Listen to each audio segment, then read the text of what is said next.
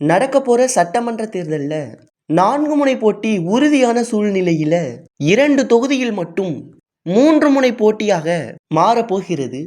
தம்பியை விட்டு கொடுக்காத அண்ணன் சீமான், அண்ணனை விட்டு கொடுக்காத தம்பி விஜய், இவர்கள் இருவரும் இடையே ஒரு பரஸ்பர உடன்படிக்கை எட்டுவதற்கான வாய்ப்பு இருக்கிறது.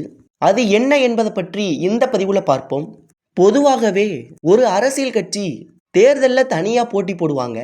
அப்படி இல்லைன்னா யாரோடாவது கூட்டணி வச்சு தேர்தல்ல சந்திப்பாங்க.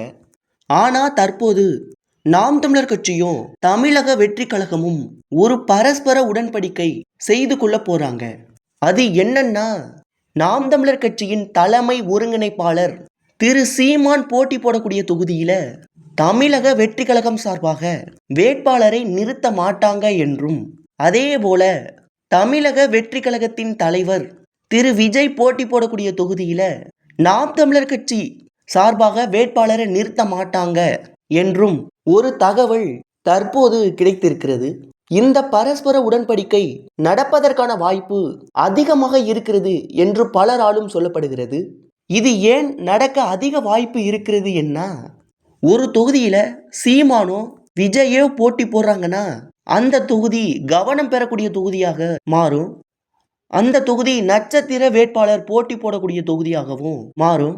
அப்போது விஜய் போட்டி போடக்கூடிய தொகுதியில நாம் தமிழர் கட்சி வேட்பாளர் கடுமையான வார்த்தை பிரயோகங்களை விஜய் மீது எடுத்து வைப்பார். அதே போல நாம் தமிழர் கட்சியின் தலைமை ஒருங்கிணைப்பாளர் திரு சீமான் அவர்கள் போட்டி போடக்கூடிய தொகுதியில தமிழக வெற்றி கழகத்தின் வேட்பாளர் சீமான் மீது கடுமையான வார்த்தை பிரயோகங்களை பயன்படுத்துவாங்க. அப்படி பயன்படுத்தும் போது தேர்தலின் தன்மையே மாற்றப்படும். அது மற்ற தொகுதிகளையும் அண்ணன் தம்பிகளுக்குமான மோதலாக மாற்றப்படும்.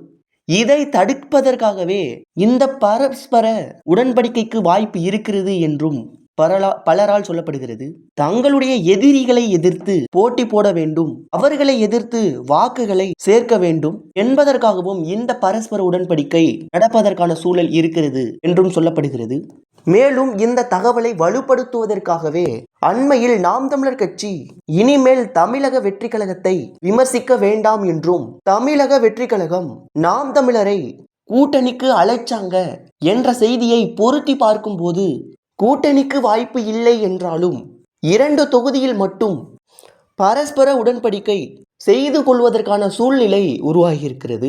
ஒருவேளை இந்த பரஸ்பர உடன்படிக்கை சாத்தியமானால் நாம் தமிழர் கட்சியினரும் தமிழக வெற்றி கழகத்தினரும் இந்த தகவலை ஏற்றுக்கொள்ளதான் வேண்டும். இந்த பரஸ்பர உடன்படிக்கை நடந்தால் யாரும் ஆச்சரியப்பட வேண்டாம். இந்த பரஸ்பர உடன்படிக்கை பற்றி நீங்க என்ன நினைக்கிறீங்க?